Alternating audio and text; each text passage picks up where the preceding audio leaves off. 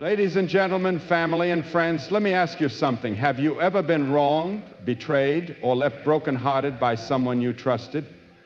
Have you ever cried yourself to sleep, wondering why God allowed them to walk all over you, disrespect you, and hurt you, when all you ever did was love them? I know that pain.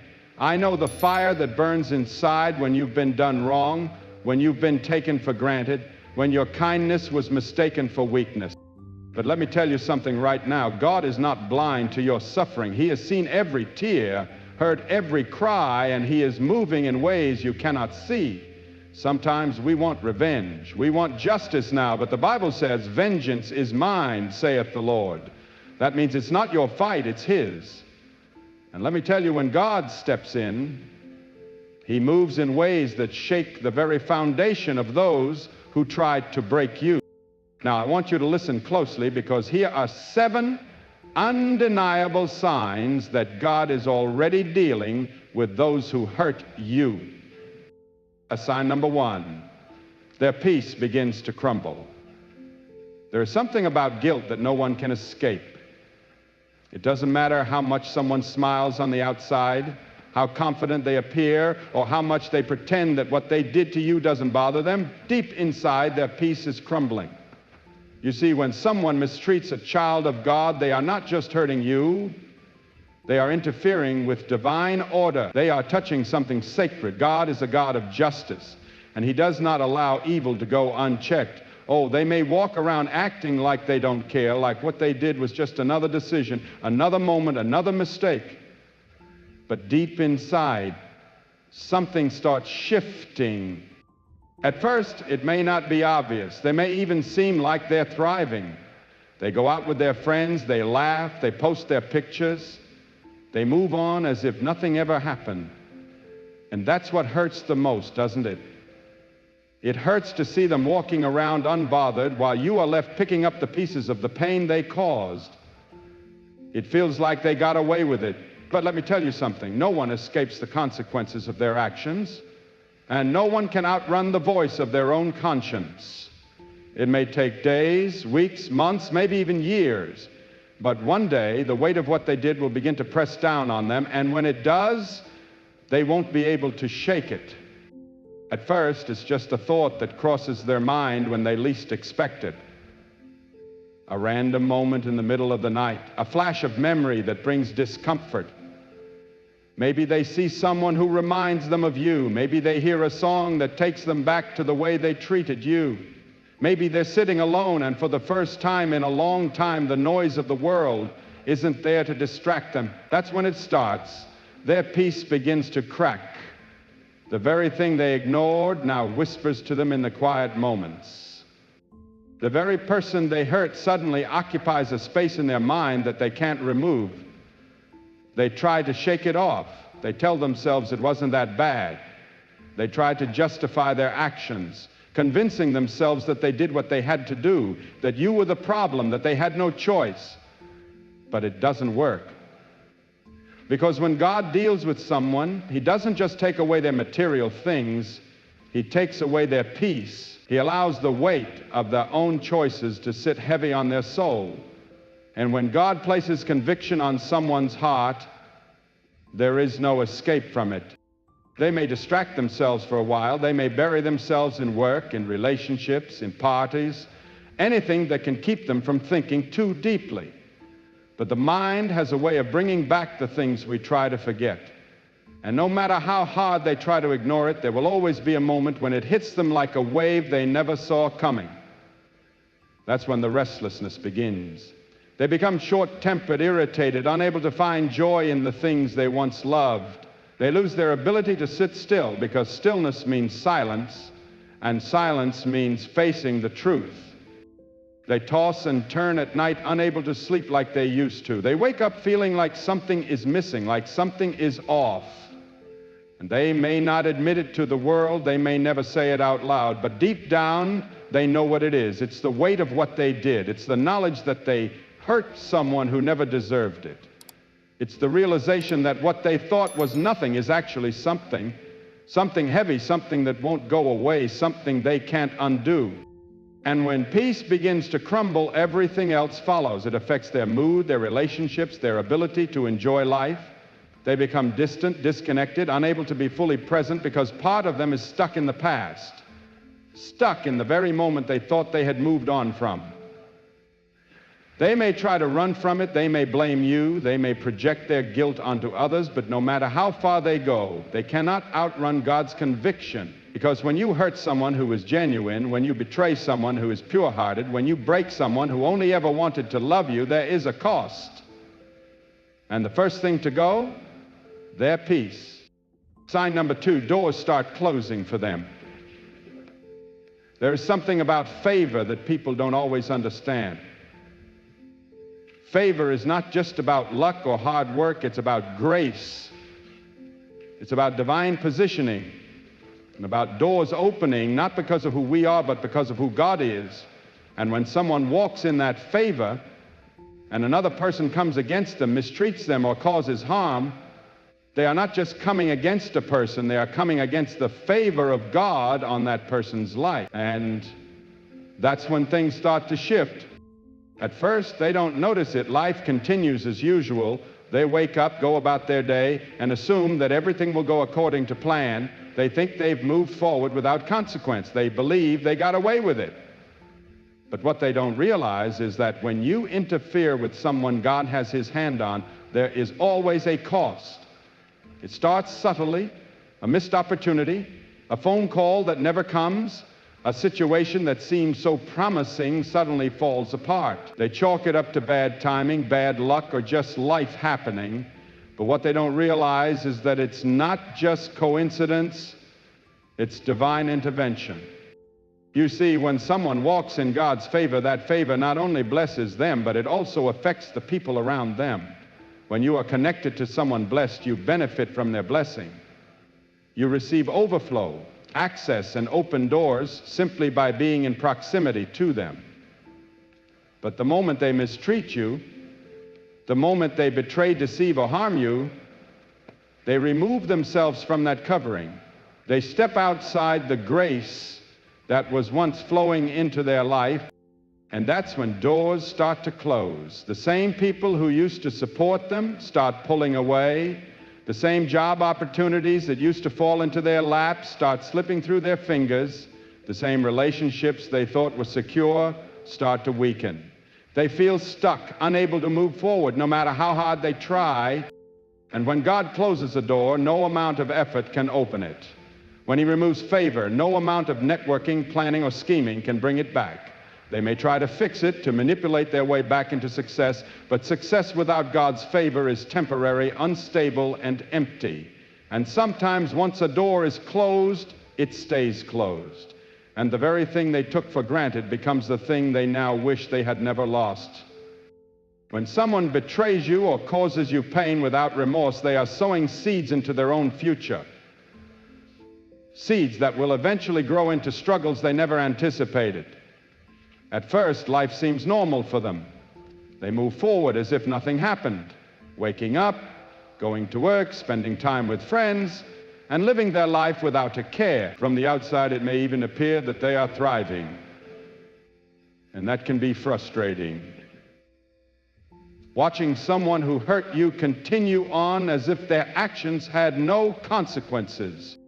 But what they don't realize is that their struggles are already forming, creeping in slowly like shadows at sunset. At first, it's little things, small inconveniences, minor frustrations, things they can easily brush off. Maybe they start feeling drained, unmotivated, or restless in ways they can't explain. Maybe they begin to face little setbacks, missed deadlines, unexpected problems, delays that make no sense. They chalk it up to bad luck, a rough patch, or life simply being unpredictable. But then the weight grows heavier. Relationships that once felt stable begin to shift. The people they relied on become distant. The support they once had starts to fade. Suddenly, just as they left you struggling, they find themselves surrounded by struggles of their own. Things that once came easily now require effort. The confidence they once had starts to waver.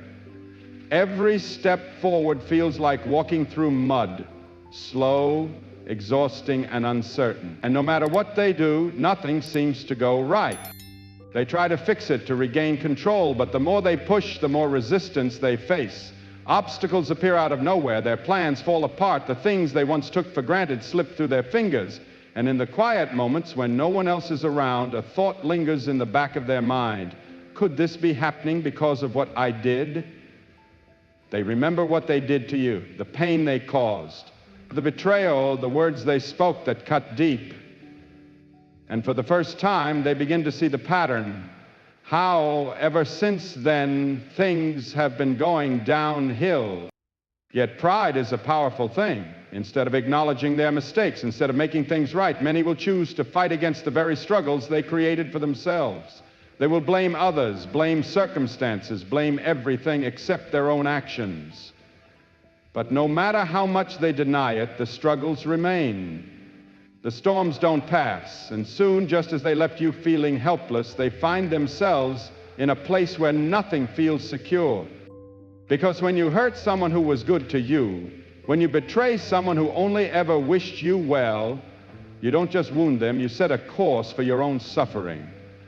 Not because of revenge, not because of bitterness, but because the universe, the divine order, God Himself, will not allow injustice to go unchecked. And when those struggles surround them, when every direction they turn leads to another dead end, they will have no choice but to face the truth. What they gave out is now coming back to them. They lose what they took for granted. Life has a way of humbling those who take their blessings for granted. When someone mistreats a good person, when they betray, deceive, or walk away from someone who only had good intentions, they don't always realize what they're doing in the moment. They assume that life will continue as it always has, that the things they have will always be there, that they can move forward without consequence. But what they fail to understand is that every blessing has a source, and when they mishandle what was meant to be cherished, they set themselves up for loss. At first, nothing seems different. They go on with their life unaware of what's coming. They assume they made the right decision, that they were justified in their actions, that they were never in the wrong. They surround themselves with distractions, with new people, with new experiences, convincing themselves that what they left behind wasn't that important. But time has a way of revealing the truth. Slowly, the things they once took for granted begin to slip away. The people they assumed would always be there start pulling back. The love, the loyalty, the kindness they once received without effort is no longer theirs to enjoy. They look around and realize that the support system they never appreciated is gone. That the person who prayed for them, who encouraged them, who stood by them in their worst moments is no longer in their corner. At first, they may not understand what's happening. They may feel a growing emptiness, but not be able to pinpoint why. They may try to replace what they lost with temporary pleasures, with surface-level connections, but nothing truly fills the void, because what they had with you wasn't ordinary. It was rare. It was something God placed in their life as a gift, and they treated it as disposable. Then the losses continue. The job they once felt secure in starts feeling unstable. The opportunities they assumed would always be available start closing. The peace they once carried turns into restlessness. It's not just about losing people. It's about losing the very things that made life feel stable and secure. They begin to see a pattern. The confidence they once had starts to fade. The things they once bragged about, the things they thought would always be there, are now slipping through their fingers. And then it hits them. They look back and realize that what they walked away from was more valuable than they ever understood. They remember the way you cared, the way you supported them, the way you gave without expecting anything in return. They remember the peace they felt when you were in their life, the way things seemed to flow effortlessly when they were connected to you. And now, all of that is gone. They try to find it in other places, in other people, but it's never the same. Because God does not allow people to mistreat his children without consequence. He does not allow someone to mishandle a blessing and then walk into more blessings without first experiencing the weight of what they lost. And by the time they realize it, it's often too late. The door has closed. The opportunity has passed. And all they are left with is the painful realization that what they once had, they will never have again. They see you rise. There is no greater lesson for those who have wronged you than having to watch you rise. At first, they believe they've won. They think they've moved on to something better. They assume you will stay broken, stuck in the pain they caused, unable to move forward without them. They expect you to be lost, to crumble, to be consumed by heartbreak or betrayal. They believe that their absence will leave you powerless, that their mistreatment will keep you from growing. But what they fail to understand is that when God has his hand on your life, no amount of betrayal, no amount of rejection, no amount of loss can stop what he is about to do for you.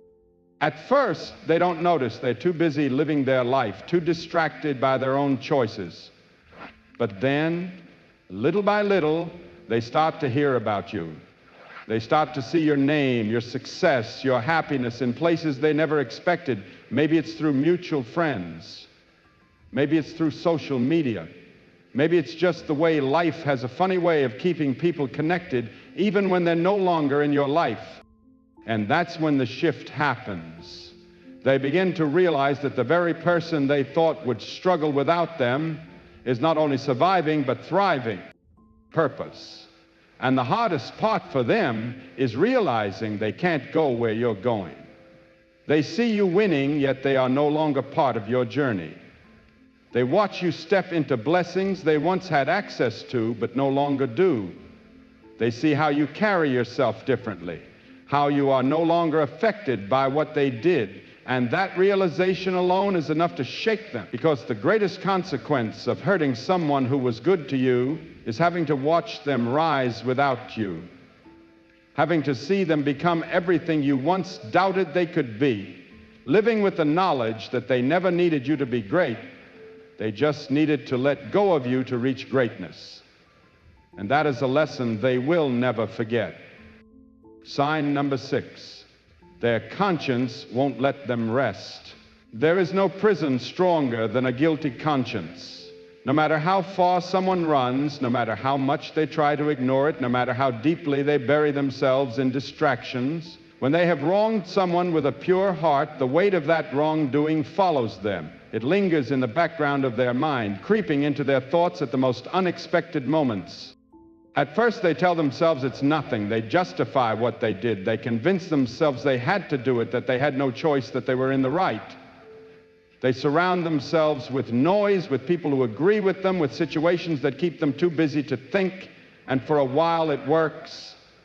For a while, they feel like they've escaped the consequences. But the mind has a way of bringing back what we try to forget. At night, when everything is quiet, when there's no one to impress, no one to distract them, their thoughts start speaking louder. They replay what happened, whether they want to or not. They see your face in their mind. They hear the words they spoke to you.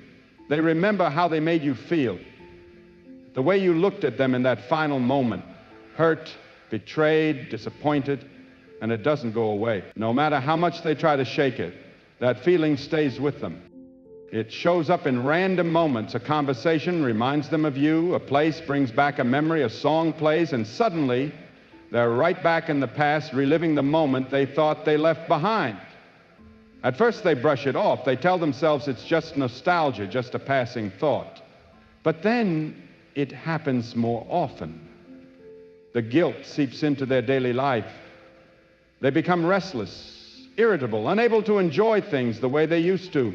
They start to notice how certain things don't feel the same anymore. The laughter isn't as full.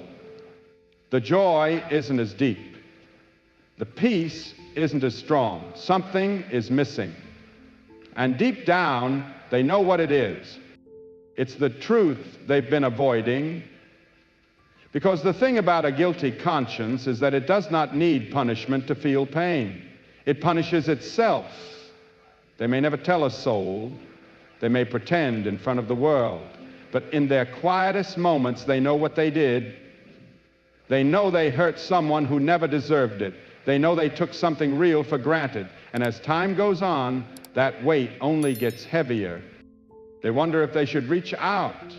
They debate apologizing. But pride is a stubborn thing, and admitting they were wrong would mean facing the very thing they've been running from. So they keep silent, hoping that if they ignore it long enough, it will go away. But it never does. Because when you hurt someone who is genuine, when you mistreat someone who only wanted to love you, when you break the trust of someone who would have done anything for you, your conscience does not let you rest. And that is a burden they will have to carry. Sign number 7, God elevates you beyond their reach. There comes a moment when God steps in, when he takes everything they did to break you and uses it to build you. When he takes the very pain they caused and turns it into the fuel for your purpose. When he makes it clear that no betrayal, no rejection, no attack could ever stop what he has planned for your life. At first, they don't notice. They assume you'll stay where they left you. They think life will keep you in the same place, struggling, hurting, trying to make sense of what happened. They expect you to need them, to miss them, to wish things had gone differently. They believe their absence will slow you down, that their mistreatment will define you, but they forget who you belong to. Because when God has a calling on your life, when his hand is on you, no person, no setback, no disappointment can block what he is about to do. In fact, he often uses the very ones who tried to hurt you as the reason he elevates you. He turns their rejection into redirection. He takes their betrayal and makes it the very thing that pushes you into greater blessings. And while they were expecting to see you broken, they are now forced to watch you rise. At first they hear about it. Someone mentions your name in a conversation. They see a picture, a post, a sign that you're doing better than before, and it catches them off guard because in their mind you weren't supposed to elevate. You weren't supposed to grow. You weren't supposed to move forward without them. But then they start to see more. You are glowing, walking in confidence, stepping into rooms they never imagined you would, receiving opportunities that once seemed impossible. And the best part, you're not just succeeding, you're happy. You're at peace. You have joy that is unshaken, a glow that cannot be dimmed, a presence that cannot be ignored. And that's when it really hits them. They start to realize that the version of you they once had access to no longer exists. The person they once took for granted is now out of reach. The same you they overlooked, mistreated, or underestimated has grown into someone they can no longer approach. It's not just about success, it's about elevation. It's about God placing you in a position where they cannot reach you, cannot affect you, cannot undo the work he has done in your life. They may want to reconnect, may wish they had treated you better, may even regret what they did.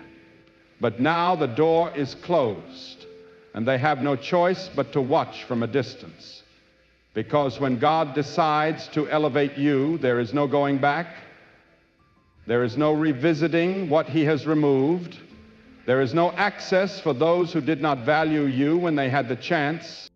And that is one of the most powerful ways God shows his justice. Not through revenge, not through bitterness, but by making sure that those who hurt you can only witness the blessings that were meant for you, but were never meant for them. So, my brothers and sisters, don't waste another second seeking revenge. Don't waste another tear over people who did you wrong. God saw it, he knows it, and he is already handling it. Your job, keep walking in faith. Keep moving forward. Keep becoming the person he called you to be. Because while they were busy trying to break you, God was busy making you unstoppable.